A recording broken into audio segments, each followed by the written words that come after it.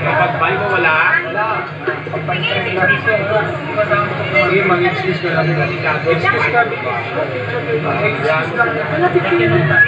Basta importante, hindi natin sila inapakan, hindi natin sila inagrabyado. Patuloy lang tayo sa mga pangarap natin. Laki talaga ng pinagbago ni Diwata pag dati talaga nagpuputin. Wala nagbago, hindi pa rin ako naliligo hanggang ngayon.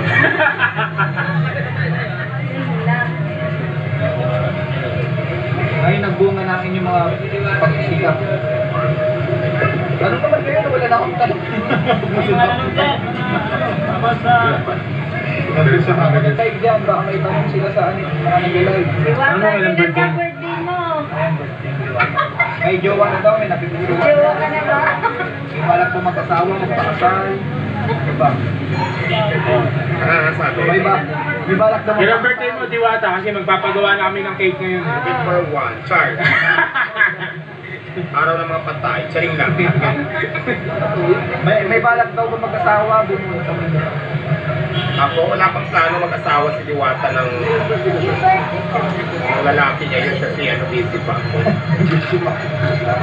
Unahin ko muna magpayaman kaysa mga lalaki. Yung lalaki ko ngayon, wala akong love life, tikim-tikim lang ako.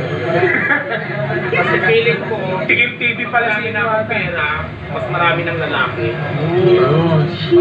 Pag mamaya ngayon, di ba kapag yung pera natin ng lalaki na ako, baka bukas wala natin pupungan.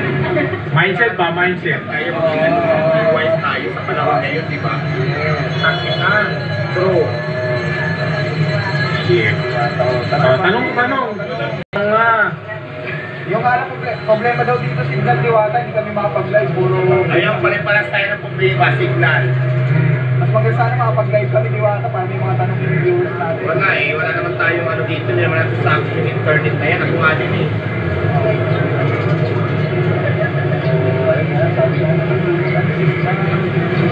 Ano, walang magtatanong? Naubusan na Ay, naubusan magtanong. Ngayon binigyan kayo ng oras. So guys, naubusan na ng tanong. Dati sasabihin nyo, walang oras. Dati sasabihin nyo, suplata. Ngayon, pinagbibigyan kayo. May mga...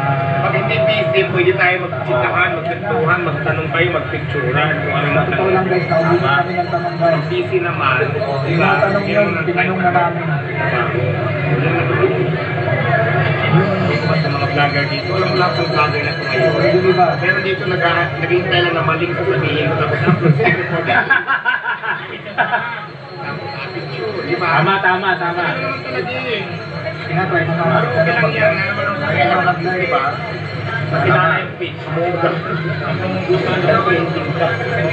At syempre kasama ako sa pagsikat mo. Sikat din ako, di ba? Correct. Ay for sure yung iba dito, hindi pa masyadong monetize. Marami nang namonetize. Walang pa sa views. Meron mga ganun, di ba? Walang pa sa watch hour.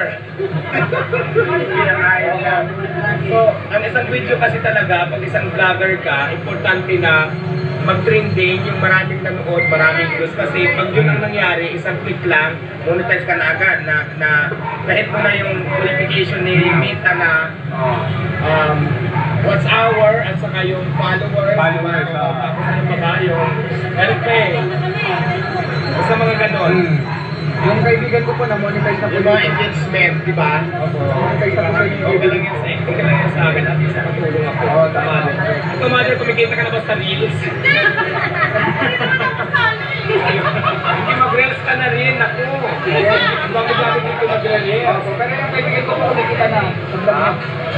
Kaya po yung content. Ang next na ibas mo ako. For sure, hindi. Kumuha ka lang sa iba. Oo. O, di siya, pag wala ka nanonood sa'yo. Okay lang, walang problema sa akin. Kapag wala ka nanonood sa'yo, di ba?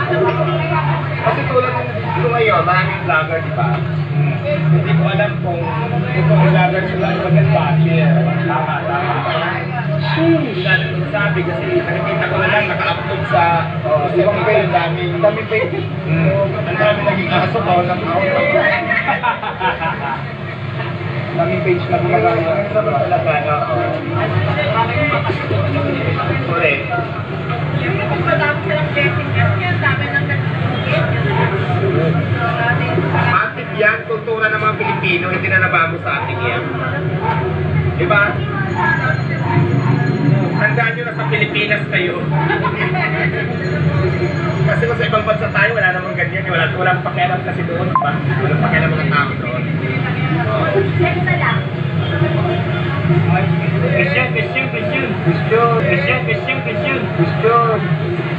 May video ata. Actually, alam mo, nag-i-PM ako tapos masama yung karakter ko. Nagpabili na ako ng gamot ko, pinag-okay pa ng konti. Hindi na wala nang ulat. Kaya ako malabas kanina kasi nga, ang hirap pag may... Tapos sa kanya doon ah.